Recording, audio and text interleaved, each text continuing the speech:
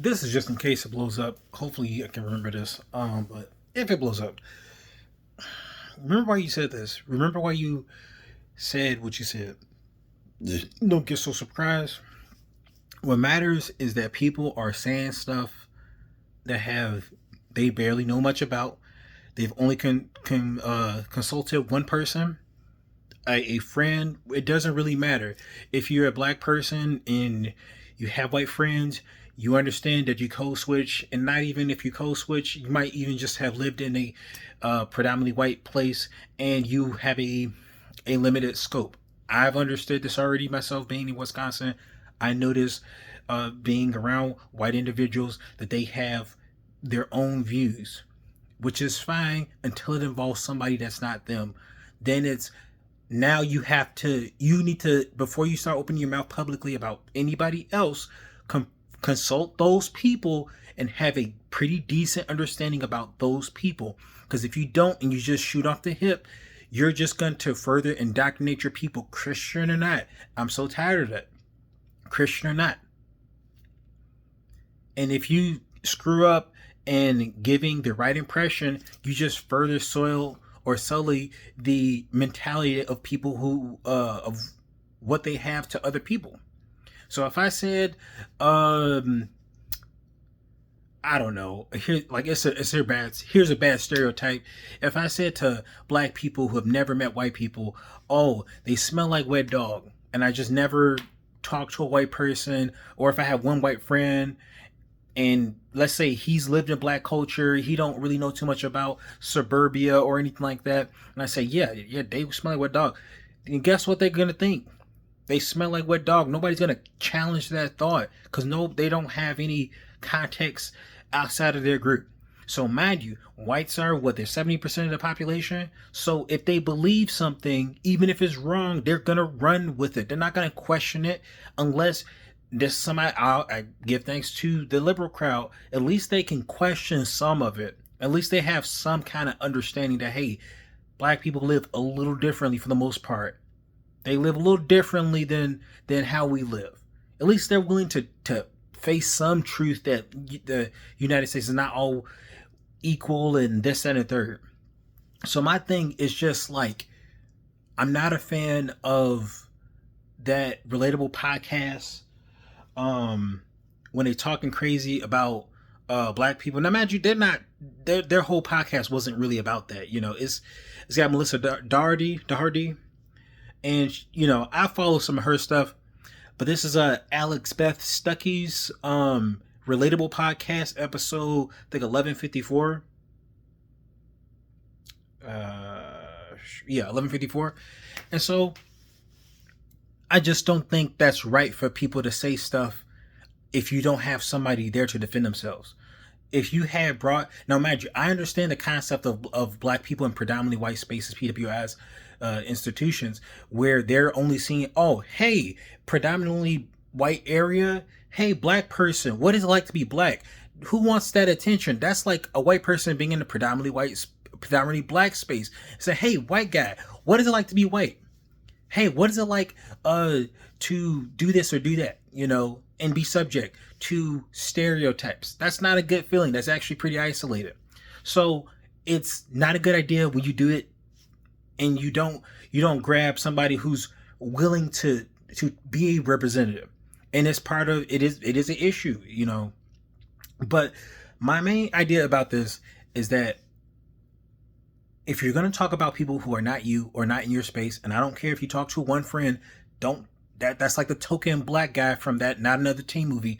Don't talk to the token black guy. He may not give you all the answers that you need.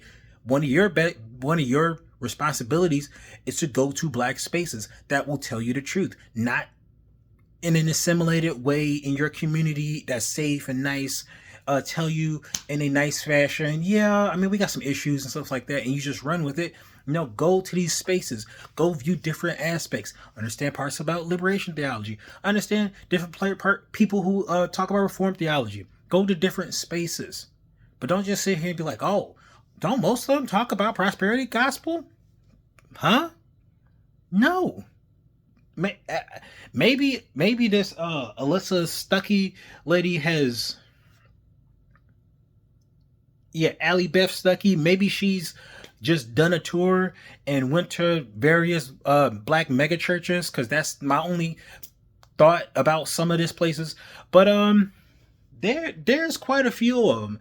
It's just like, for instance, I'm forgetting his name, but I do know folks like Tim Ross.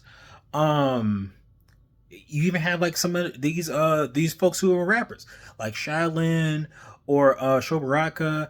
Um, Maybe this isn't even a black church, but I was thinking maybe Ruslan. Ruslan's white, but like generally a lot of these diverse churches that have black people in there.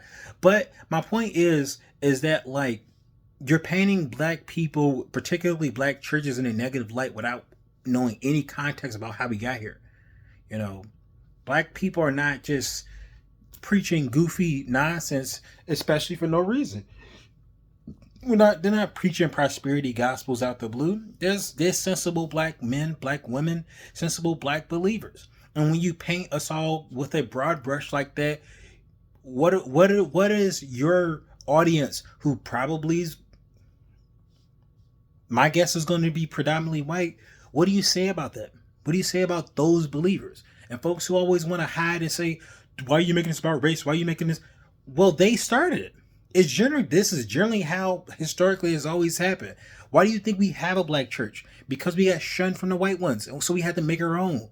We couldn't create like events and planning and things of that nature. We had to sit in the back of the churches. So this is how we've had to survive.